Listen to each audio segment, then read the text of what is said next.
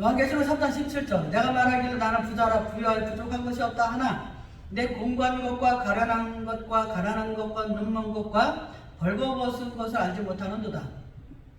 주님은 라오디게아 교회를 보면서 너무 한심하다고 말씀하십니다. 육신으로는 부자라고 생각하면서 부족한 것이 전혀 없이 살 수 있다고 말하고 있습니다. 물론 라오디게아는 부족한 것이 없었습니다. 물질이 풍족했고 환란이나 궁핍함도 당하지 않았습니다. 그러나 영으로는 모두 죽었던 것입니다. 영적으로는 가난하고 피폐하고 가련하고 영적인 소경에 대해 벌거벗은 채로 다녀도 알지 못했던 것이 바로 라오디게아 교회인들입니다. 나의 신은 그렇게 스스로 부자라고 하면서 교만하고 자만에 빠져 하나님을 멀리하고 예배를 소홀히 하면서 주님을 떠나가면 결국 영으로는 죽는 것입니다. 영으로는 가난하의 마지막 날에 복음을 찾으려고 다녀도 찾을 수 없고 생명의 말씀을 마시려고 해도 마시지 못하여 쓰러지는 때가 오는 것입니다. 계시록 3장 18절 내가 너를 권하노니 내게서 불로 연단한 금을 사서 부유하게 하고 흰옷을 사서 입어 벌거벗은 수치를 보이지 않게 하고 안약을 사서 눈에 발라보게 하라. 주님께서 말씀하시기를 불로 연단한 금을 사서 부유하게 하고 흰옷을 사서 입어 벌거벗은 수치를 보이지 않게 하며 안약을 사서 눈을 발라보게 하라고 명령하고 있습니다. 이 말씀은 배경은 라오디게아 도시는 은행이 있었고 돈이 많이 있던 곳입니다. 주화를 만들기 위해서는 불에 연단하여 만들었습니다. 불순물을 빼고 금화를 만든 것이죠. 결국 이처럼 너희도 영적 연단을 받고 예수 그리스도의 보화를 사라. 육신의 즐거움을 버리고 인생의 자랑을 버리고 예수님의 온전하신 진리를 붙잡아라. 그래서 육으로 부자가 되지 말고 영으로 부유한 자가 되어 하나님 나라에서 부자가 되는 인생을 살라 라고 말씀하십니다. 흰옷을 사서 입으라는 것은 이 도시가 모직 공업이 발달했기 때문에 육신적인 흰옷만 입지 말고 영적으로 깨끗한 십자가의 보혈로 죄 씻음 받고 예수님의 의로운 세마포 흰옷을 입으라는 말씀입니다. 영으로 회복하라는 말씀이고 행동을 죄악에서 의로운 것으로 바꾸라는 말씀입니다. 그래서 절대 수치를 당하지 말고 다니라고 말씀하고 있습니다. 안약을 사서 눈에 발라보게 하라는 것은 라오디게아 도시가 더러운 온천 때문에 눈병이 많이 발생했고 그러다 보니 안약을 개발하는 제약 회사들이 많았던 것입니다.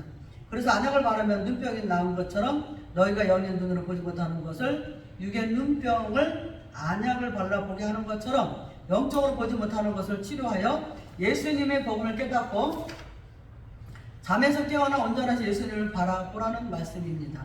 영적 소경이 되면 결국 하나님 나라를 볼 수 없고 주님 오실 때에 심판당하게 됩니다. 현재 우리는 어떤 믿음을 가지고 있습니까? 예수님의 흰옷을 입고 있습니까? 영적 소경에서 눈이 떠졌습니까? 주님을 온전하게 바라보며 영적 수치를 당하지 않고 있습니까? 이제 우리는 영적인 잠을 자고 있다면 깨어나야 합니다.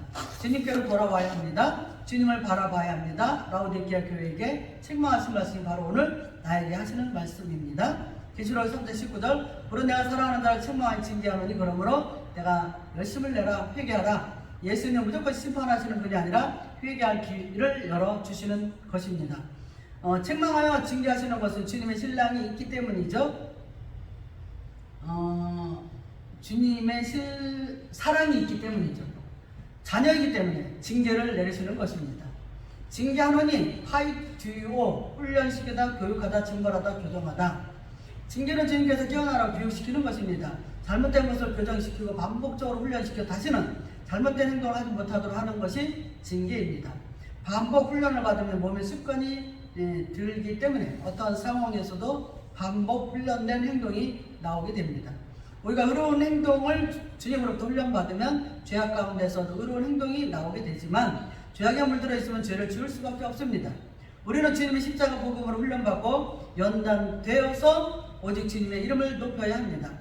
계시록 3장 20절 불자다 내가 문 밖에 서서 두드렸노니 누구든지 내 음성을 듣고 문을 열면 내가 그에게로 돌아가 그와 더불어 먹고 그는 나와 더불어 먹으리라. 회개하고 돌아온 자들은 주님께서 직접 문 밖에 서서 마음의 문을 두드린다고 했습니다. 주님의 음성을 듣고 문을 열면 주님의 마음에 들어와 함께 더불어 먹는다고 말씀하고 있습니다.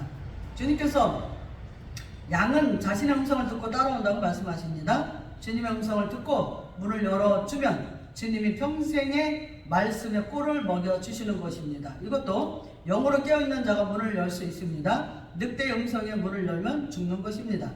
분별하지 못하면 주님 음성을 알 수 없습니다. 잠자고 있으면 주님을 볼 수 없고 말씀을 해도 깨닫지 못합니다. 그렇다면 깨어있다는 것은 무엇입니까? 근신하라. 베드로전서 5장 8절 깨어라. 너희 대적 마귀가 우는 사자같이 두루다니며 삼킬 자를 찾나니 깨어라. 그래 고래 오 지켜보다 망보다 정신 차리고 있다. 경계하다 라는 뜻입니다. 깨어있는 것은 나의 믿음을 지키고 있는 것이며 마귀가 오는지 망을 보고 있으며 영적으로 정신을 차리고 경계하고 있는 것이죠. 이것이 영적으로 깨어있는 것입니다. 히브리어로 깨어있는 것이 샤카드, 지켜보다, 감시하다, 경계하다라는 뜻입니다. 샤카드의 의미는 거룩하신 하나님 안에서 신, 말씀으로 분석하고 깨달아 주님의 주시는 영감으로 천국의 소망을 두며 호프, 예수님을 통해 달래 문이죠. 풍성한 은혜를 누린다는 히브리적 의미입니다. 깨어있는 자가 주님께 소망을 두고 천국을 바라보면서 마귀의 미혹을 이겨낼 수 있습니다. 예수님 안으로 들어오지 않는 자는 절대로 영으로 깨어나지 못합니다. 예수님 안에 들어와야만 하나님이 보이고 천국이 보이는 것입니다. 아멘이죠. 계시록 3장 21절 22절 이기는 그에게 내가 내 보좌에 함께 앉게하여 주기를 내가 이기고 아버지의 보좌와 함께 앉은 것과 같이 하리라. 귀 있는 자는 성령이 그들에게 하시는 말씀을 들을지어다. 신앙으로 이기는 자는 주님의 보좌에 앉게 해주신다고 말씀하고요. 주님이 십자가에서 모든 것을 이기시고 승리하셔서 부활 승천하시고 하나님 우편 보좌에 앉은 것과 같이 해주신다고 말씀하고 있습니다.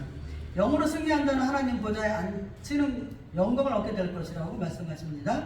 이제 우리는 영적인 자문에 깨어날 때가 되었고 세상은 문명으로 발달되어 가고 먹을 음식이 풍족하고 레저용품이 난무하면서 자신의 생활의 질을 높이기 위해서 취미생활을 하고 육의 기쁨을 누리는데 시간적 투자가 많지만 나의 영혼을 살리는 일에 시간 투자가 적어지고 있다는 것이죠. 라오디아키오처럼 잠자는 교회가 되서는 안 됩니다. 깨어 승리하는 교회가 되어야 하고 하나님께 칭찬을 드리며 세상에 관심을 두는 자가 아니라 주님께 나오는 자가 되어야 되고 지금 주님을 깨어있는 자를 찾으시고 또 찾으셔서 함께 주님의 일을 하자고 손을 내밀고 있는 것입니다. 마지막 때 주님의 일에 동참하는 성도가 되어야 합니다. 교회가 되어야 합니다. 주님의 말씀 항상 깨어서 승리하는 자가 되어야 합니다. 아멘.